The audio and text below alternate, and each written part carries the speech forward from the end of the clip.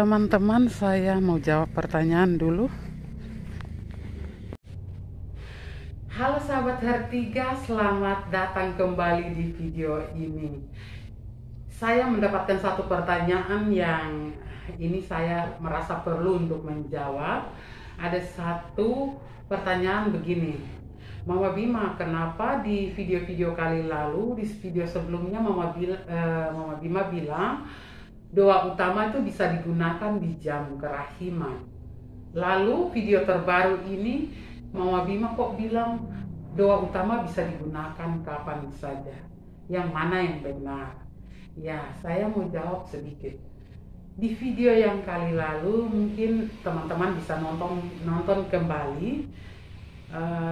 Saya mengatakan bahwa boleh digunakan di jam 3, artinya ada beberapa alasan. Yang pertama, mungkin memang orang itu tidak tahu tentang doa jam kerahiman yang sebenarnya.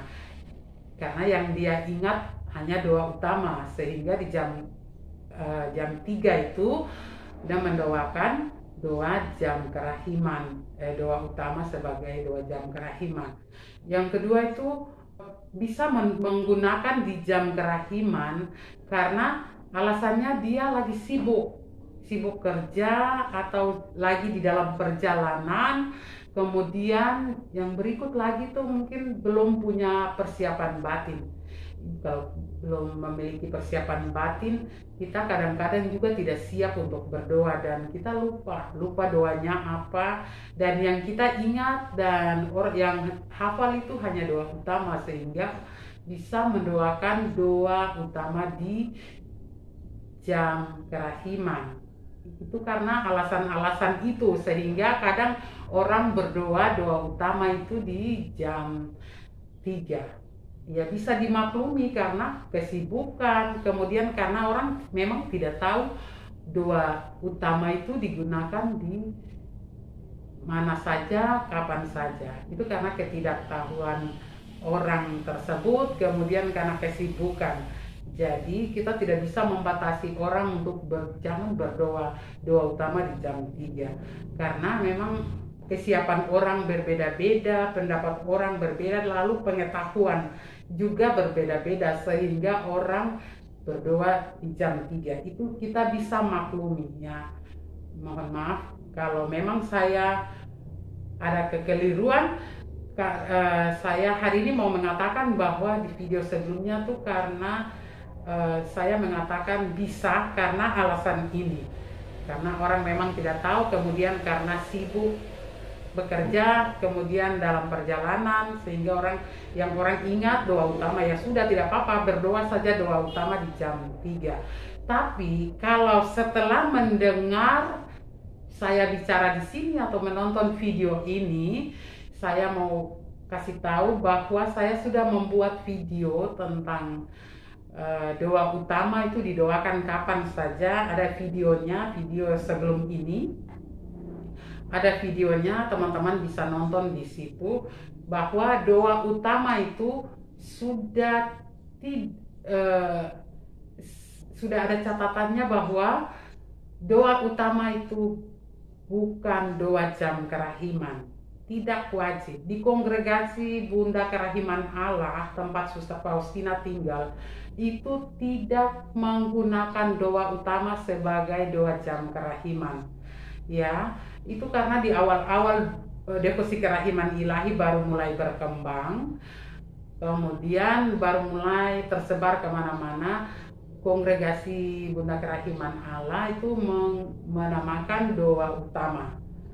Ya, tetapi setelah itu di kongregasi Bunda Kerahiman Allah di biara tempat Suster Faustina tinggal itu sudah tidak pernah menggunakan kata doa utama lagi, ya, sudah tidak pernah menggunakan itu, dan mereka tidak pernah mendoakan doa jam kerahiman itu menggunakan doa utama, teman-teman.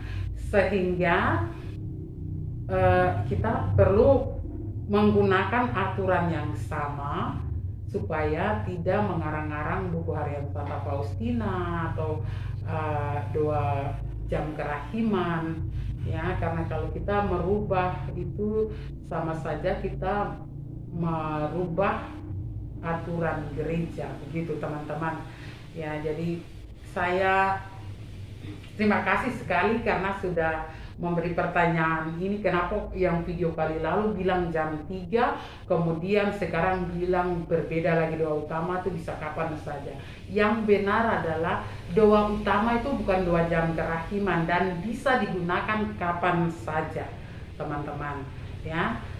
Dan saya harap tidak keliru dengan saya punya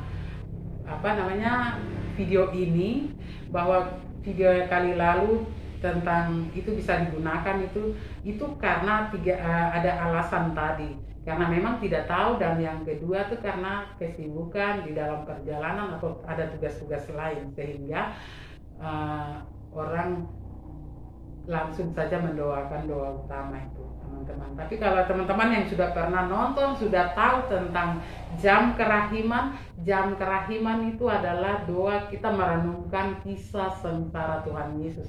Apalagi di hari Jumat ini sekarang saat puasa, lebih-lebih harus fokus, harus benar-benar masuk di dalam jam kerahiman untuk benar-benar merenungkan, ikut hadir, ikut bersama Tuhan Yesus dalam napak tilasnya menuju Golgota. Ya teman-teman, itulah jam kerahiman. Kalau doa utama kita berdoa untuk orang-orang yang memiliki dosa berat, itu kita bisa berdoa kapan saja. Tapi ingat, doa utama itu dikhususkan kepada Suster Faustina. Jadi Tuhan Yesus bilang ke Suster Faustina untuk berdoa.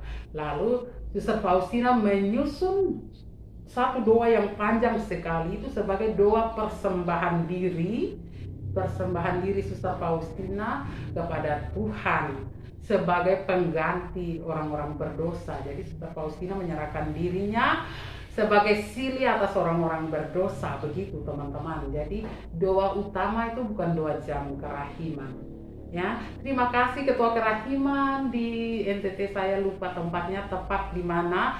Terima kasih banyak sudah kasih saya pertanyaan dan kali ini saya jawab. Mudah-mudahan bisa